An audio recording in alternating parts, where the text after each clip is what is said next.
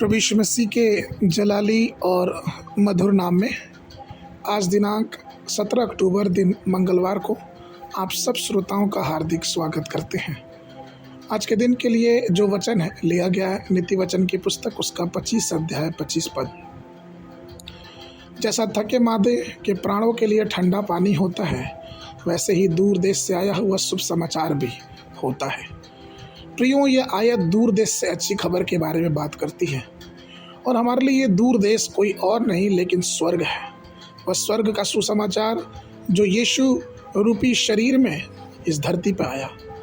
मसीह का सुसमाचार उन सब थकी और मरी हुई आत्माओं के लिए ठंडा पानी और स्वतंत्रता का काम करता है, क्योंकि प्रभु यीशु मसीह अपने लोगों को करुणा से भर देता है और उन्हें अनुग्रह में रखता है। हमारा प्रभु वह है जो न केवल शरीर के लिए भलाई प्रदान करता बल्कि आत्मा की ज़रूरतों के लिए भी भरपूरी से आत्मिक अनुग्रह देता है।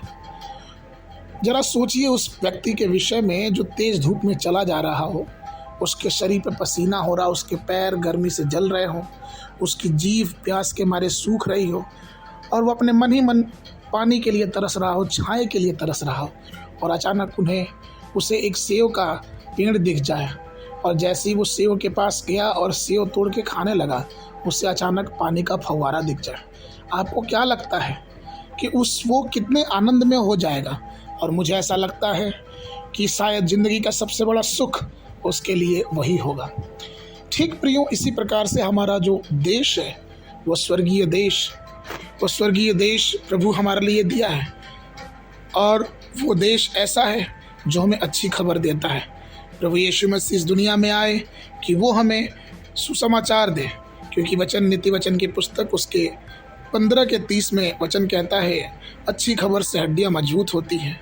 नीति वचन 12 के 25 में कहता है वचन, और अच्छी बात से आनंद मिलता है। प्रियो, सचमुच में यीशु मसीह उस आनंद का सुसमाचार लेके आया हुआ हमारे पापों के लिए मारा गया, गाड़ा गया और मृतकों में से जी उठा। इससे बड़ा आनंद क्या हो सकता है? यद्यपि अय्यूब पुराने नियम के युग में जीवित था, लेकिन फिर भी उसने अपनी बातों में अय्यूब की पुस्तक उसका 19 अध्याय 25 से लेकर 27 पद तक उसने इस बात को कहा कि मुझे तो निश्चय है कि मेरा छुड़ाने वाला जीवित है और वह अंत में पृथ्वी पर खड़ा होगा, और अपनी खाल के इस प्रकार नाश हो जाने के बाद भी मैं शरीर में होकर ईश्वर का दर्शन पाऊंगा। उसका दर्शन मैं आप अपनी आँखों के लिए करूंगा और ना कोई दूसरा। यद्यपि मेरा हृदय अंदर ही अंदर चूर भी हो जाए तो भी मुझ में तो धर्म का मूल पाया जाता है।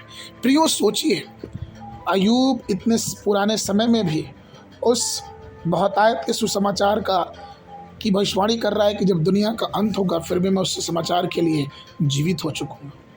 हमें भी आज देखना है, अगर हम थके हुए हैं, परेशान हैं और हर प्रकार की बातों से दुख में हैं, तो आज हमारा उद्धारकर्ता जीवित है जो हमारे दुखों को आनंद में बदलने की ताकत रखता है।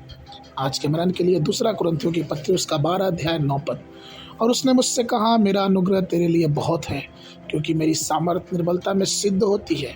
इसलिए मैं बड़े आनंद से अपनी निर्बलता पर घमंड करूँगा और मसीह की सामर्थ मुझ पर छाया करती रहे। बाइबल अध्ययन के लिए सुबह के समय यशायाह नबी की पुस्तक उसका 50 से 51-52 पद, शाम के समय 1 थिस्सलुनीयों की पत्री उसका 5 अध्याय। परमेश्वर आप सबको आशीष देवे।